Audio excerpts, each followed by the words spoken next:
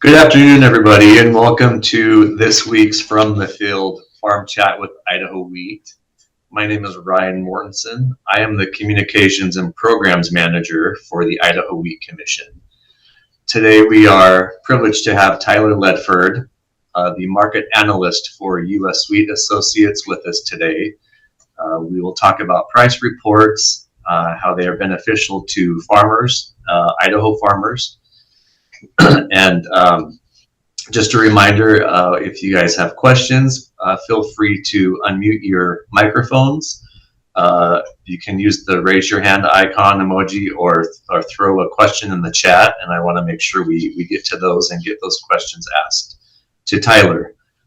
So Tyllor, if you want to give us an introduction of yourself, what you do for U.S. Wheat, and then we'll jump into looking at and understanding the U.S. Wheat price reports. Yeah, thanks so much, Ryan. As you heard in my introduction, I am Tyllor Ledford, and I am the market analyst at U.S. Wheat Associates. And for those of you who may be less familiar with U.S. Wheat, we are the export market development arm of the U.S. wheat industry. So we work to promote wheat into all of our export markets around the world, and we have activities in over 100 countries. And so the role that I play in that is I am the market analyst. So with that job, I compile all of our weekly, monthly, and yearly, and I help contribute to our yearly reports. So those include our weekly price report, which we will cover in depth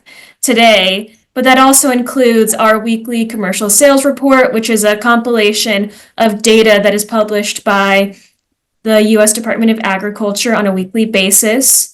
And then I also create another visual compilation of the monthly World Agricultural Supply and Demand estimates that USDA releases every month. And I also help just with gathering data. I help create market commentary to share with our producers, with our overseas staff, and with customers. And so I do a lot of work kind of studying what's going on in the market and synthesizing information from a lot of sources into kind of the main highlights, and among other things. So data and markets are kind of my specialty as the market analyst. And Tyllor, you are located out of Portland, the U.S. Wheat West Coast office. Yes, I am. I'm located here in Portland, Oregon. We have a office here with about 5 staff. Our headquarters is in Washington, D.C., and then, of course, we have our 14 offices around the world, which we help service here. All right. And then, Tyllor, can you just start us off by explaining what is the U.S. Wheat price report? Yeah, that is why we're here, to talk about the price report. So this is probably one of the most widely referenced and used documents in U.S. wheat. It is a really important resource that's used by our customers, by traders, foreign governments, and other kind of global wheat stakeholders to help inform their purchasing policy decisions and just kind of be a unbiased reference for prices for U.S. wheat. And so it really acts as like a snapshot of the current wheat price trends. It has a summary of pretty much all of the important information that one would need to know about the wheat market in a given week. It has price information, both the cash export prices and futures prices for the week. And then I gather and synthesize information from news and industry wires and industry contacts, and then I boil that into kind of the main highlights that are impacting the wheat market throughout the week. And then, of course, we include information about ocean freight, currency exchange rates, and, of course, most importantly, we have prices that we break out by class, protein level, and the export region. So from the Pacific Northwest, from the Gulf, and from the Great Lakes. And at its core, that is what it does, is it's this just weekly, concise snapshot of what I believe is the most important factors to watch in the wheat market at that time. Can you tell us, so it serves as a snapshot for current price trends? Yeah. I think that's an important, I think the snapshot piece is really key because, as everybody knows, the markets change very quickly and things kind of fall in and out of importance throughout the year. And so the snapshot is what's really important. And of course, I must say that what can affect the price can also, wheat marketing is a bit more complex, as you all know, than other kind of bulk grains such as corn or soybeans, because we have the separations by class and we have the separations by protein, and all of those things can really influence price as well.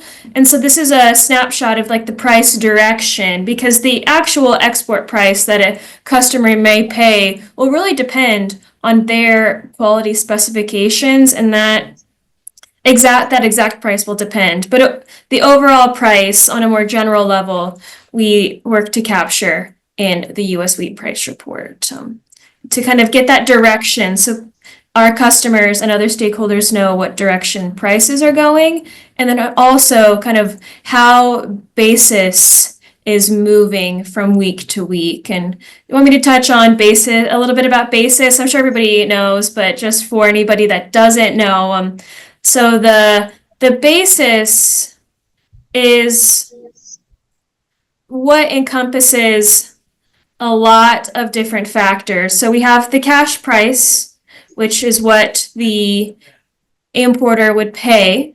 And then we have the futures price, which of course is set by the various commodity exchange, or not set, but it is derived from the various commodity exchanges. And then we have the basis, which encompasses like the transportation costs, the kind of local supply and demand conditions, the protein availability, the need to pull grain from storage or encourage storage, and then of course interest, the cost of interest, storage costs, and the cost of elevation. And so every week I have a lot of industry contacts who I talk with on a regular basis, and we discuss kind of what the export basis will be for that given week. And that can change based on, if they're needing to encourage more demand from customers, they can decrease the basis to make the overall cash prices potentially lower, or they can increase the basis if they're like at the farm level, if the exporter is wanting to pull grain out of storage in order to meet that demand. And so that's what I mostly track, is that basis, because that is what is really that is what's really moving prices every week. Futures prices can be very challenging to predict, whereas basis is much, much more cyclical, and it's kind of more directly controlled by the exporter, and not just a function of a kind of large kind of global exchange, or like the futures are. Right. Can you talk a little bit about who primarily uses the price report and what kind of benefit those stakeholders see from the price report? Yeah, so the price report is written for an audience of customers and importers, but I do think that it can provide value to a lot of people from across the supply chain. I know I've had conversations with contacts I have within the grain industry, and they reference the price report often. I know a lot of producers on the U.S. Wheat Board reference the price report often. Individuals from within the domestic milling industry will reference the price report often. But it is written for an overseas audience. That's an important thing to keep in mind as you're reading it. It's written to kind of reflect that export basis, which is different from the basis that many of your producers are familiar with at the country elevator level, which is a lot of times negative, whereas the export basis is typically positive because it encompasses those logistics costs to move the wheat from the country elevator to the export point here in Portland. So that's a huge portion of why that basis would be positive versus kind of the local basis at the local country elevator. And so that's just an important distinction, I think, for the price report is that overseas audience, but still, it's a great resource for really concise kind of market moving news, for updates on the FOB, free on board export prices, of course, futures, which I know so many people get that daily or by the minute on their phone. And so it's, again, that snapshot, it's not the up-to-date minute by minute report. It's just kind of the weekly snapshot of what went on. And I think more broadly for your producers specifically, I think it can help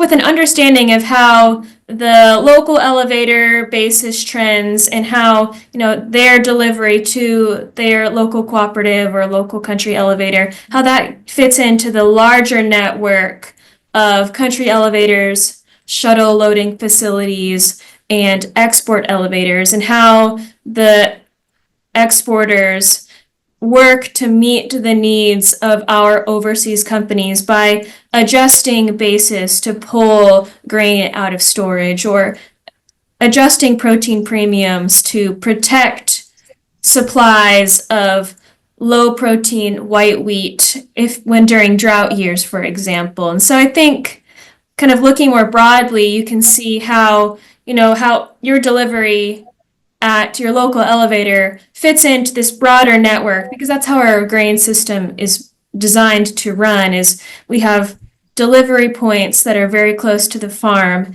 and then as we get closer to the export point here in Portland, grain is, this grain from all these different areas is kind of pooled together and kind of homogenized to meet the demands of our overseas customers. And so they utilize that basis and those protein premiums in order to help incentivize the movement of the grain that they need to meet the demand that they have. So those of us, excuse me, those of us on the call who see those weekly price reports, Tyler, can you give us a simple way of, hey, how do I read this? How does this make sense to me? Yeah, that's a great question. That's actually one that I get a lot. It's when you look, if you are familiar with the price report, you'll see, I'm sure you're familiar with just kind of a first page that is very lots of numbers, very busy. And so by looking at this, you can kind of break it down in kind of a matrix format. So on the left-hand column, you'll see the regions. So we'll have the Great Lakes, the Gulf of Mexico, and the Pacific Northwest, which those are our three primary wheat export regions. And then right next to that, you'll see the class and protein percentages. So this kind of just breaks out the different classes of U.S. wheat by the export point. So yeah, yep, there we go, perfect. So you'll see here the class and protein here, and that just depicts the class, of course, and the protein level. So our report is very unique in that we actually break out the price by protein level. So we include those protein premiums and discounts because we believe it's very important for our customers to understand these kind of protein premium and discount schedules, because they have different specifications that they have to meet in order to create the products that they desire. So, for example, in Japan, they have a very, very tight specification for their soft white wheat, spring wheat, and winter wheat because they are making very sophisticated products. And so they need to understand what the protein premium and discounts might be. And also in a year when there may be opportunity to take wheat with a little lower protein to save money. So it's kind of weighing that cost and benefit of what you need versus or what a customer may need to make the products and the flour that they need to make and saving money. And so that just lays that out for our customers. And then across the top, you'll see kind of different time periods: March, April, May, June, July. And so that represents the delivery month. So a lot of grain from our marketing system here in the US is purchased kind of on a forward contract. So a lot of our customers will purchase wheat 60 to 90 days in advance. So what they're purchasing right now will be shipped in April and May. And because of that kind of forward contract system, we provide prices not just for the current moment, but also for April and for May and for June shipment, because as we draw closer to planting or harvest, that can really impact the basis levels. As you can see here in the price report, for a lot of classes, we see some drops between May and June because exporters anticipate that as harvest begins to start in the southern plains, that there will be delivery to the elevator, and so there might be a larger supply of wheat at that time because a lot of producers are clearing out their bins to make room for the new crop. And so that's why it's important to kind of look at these kind of deferred time periods. But for the producer, I think one of the and for a lot of people, the most referenced price in the price report is here in this bold column, the nearby FOB price. That basically represents the current price of US wheat that for if it was possible for an international customer to buy the wheat and receive it on the same day, that would be the price of wheat. So for reference to your producers, that is really the most important number in the sheet. Those numbers in bold under the FOB nearby header.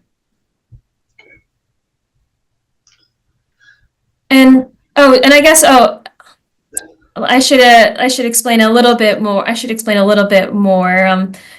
As we get into this kind of complicated matrix here, I have actually looked into how to make this a little bit more simple because this is a topic that I get questions on a lot. When you look at kind of the numbers inside this matrix, once you find out what, like let's say for instance we're interested in soft white wheat, so we know that's exported from the Pacific Northwest, and we're interested in soft white wheat with 10.5% protein. So we will just focus on that. And for simplicity, we'll just focus on the March delivery, which that's the most nearby delivery. And so if we look at those numbers, we'll find that the current price is $6.65 per bushel, and that change is a $0 change from last week, those prices are pretty flat. And if we're to go over to the second March column, this is where we would see the price per metric ton, which that would be, so that's the under March 2025, the second one. That's where we would find the FOB price per ton and the basis. And so just for simplicity, when you look in there, those two numbers in there are the FOB price, the price per metric ton, and the basis. And that's kind of the two key numbers that then, those are kind of the two key numbers, I guess, for customers who are looking at the price in metric tons, and for kind of industry stakeholders who will be looking to see how basis trends are moving. Does that make sense? Do these numbers change much from month to month? It doesn't look like. Yeah, it depends, really. Example. Right. Yeah, right now, since we're kind of in a lull, I mean, I wouldn't say a lull, it's more of a, the wheat crop is still dormant. There's just not a lot of news right now. It's been a little bit slower on the demand side, as a lot of our customers are kind of taking stock of our current trade situation and deciding how they're going to move forward. And so with that, we don't see a lot of change.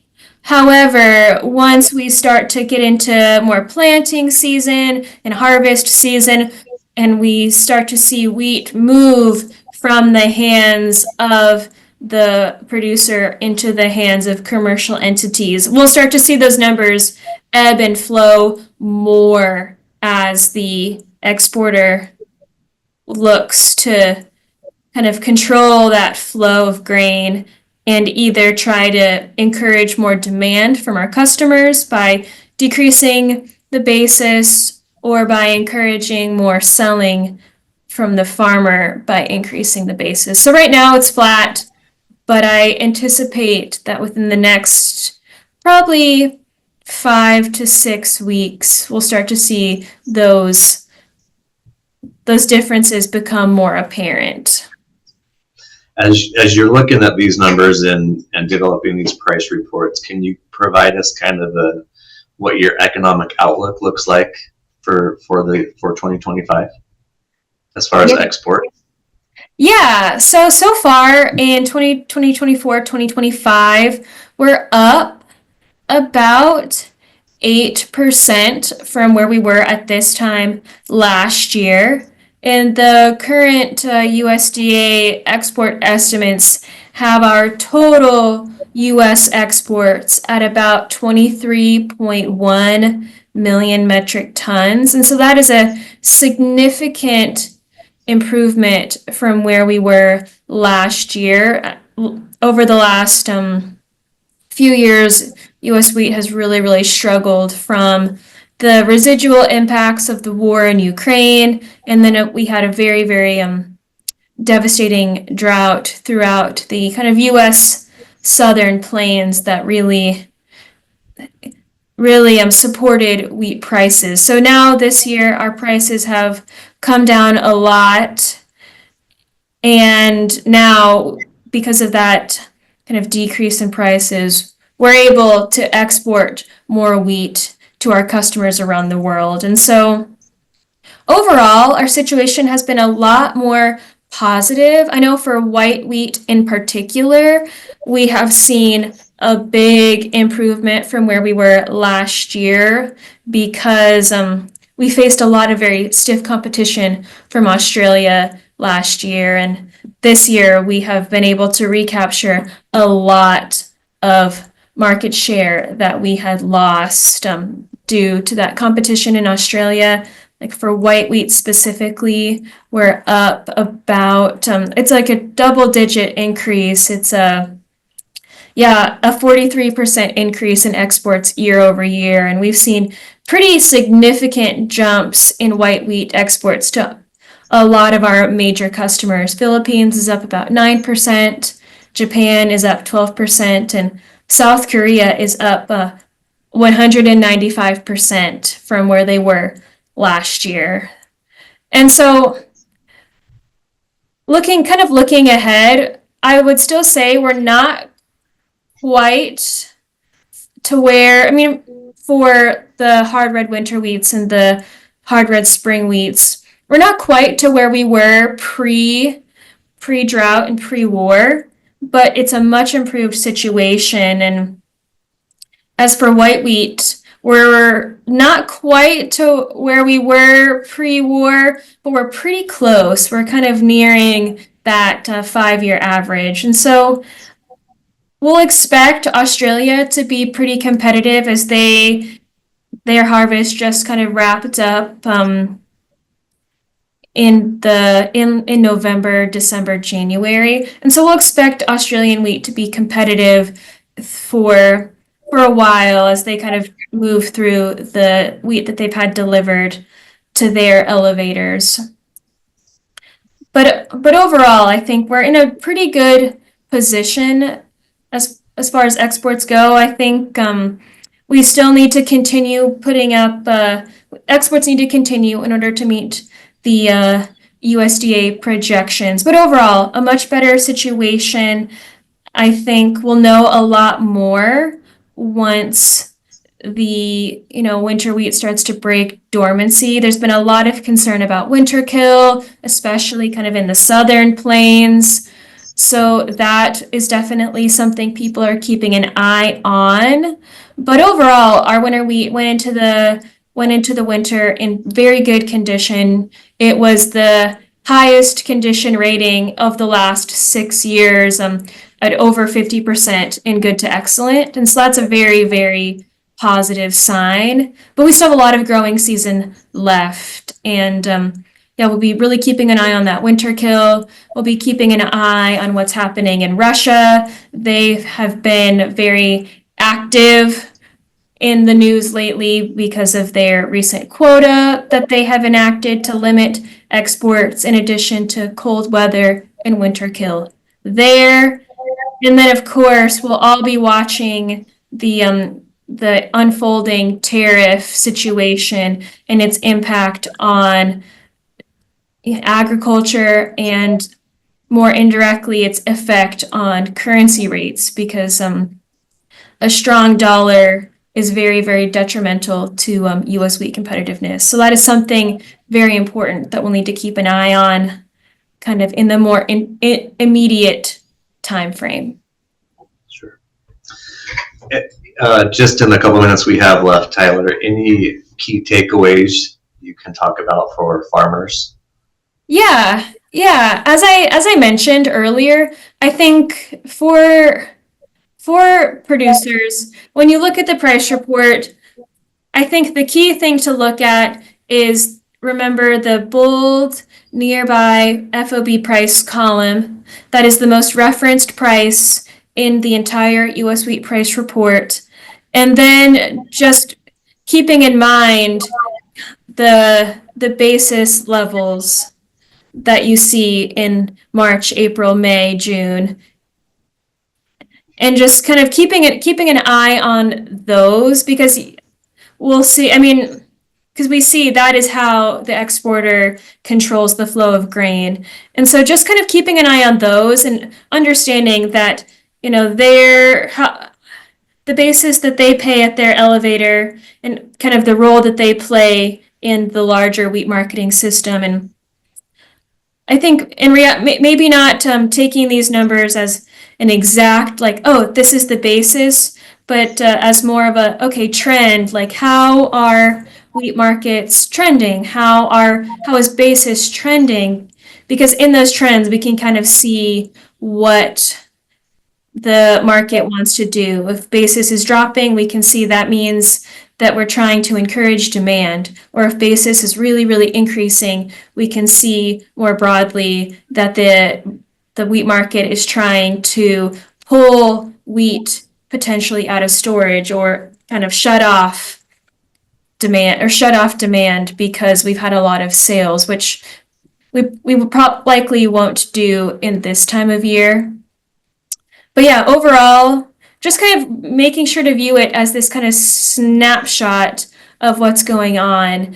And then, of course, not using it as the sole kind of basis for any marketing decisions. So it's always important to use all of your resources. The price report is another resource in the tool belt for marketing, but always kind of keep your own operation in mind and consult many different sources in order to make your kind of long-term marketing decisions. All right, great information, Tyler. Thank you so much. We appreciate you today. I appreciate US Wheat, the US Wheat Associates, and all they do for the US wheat industry. Thank you, Tyler. Appreciate your time today. Yeah, thanks so much. I'm happy to always be a resource.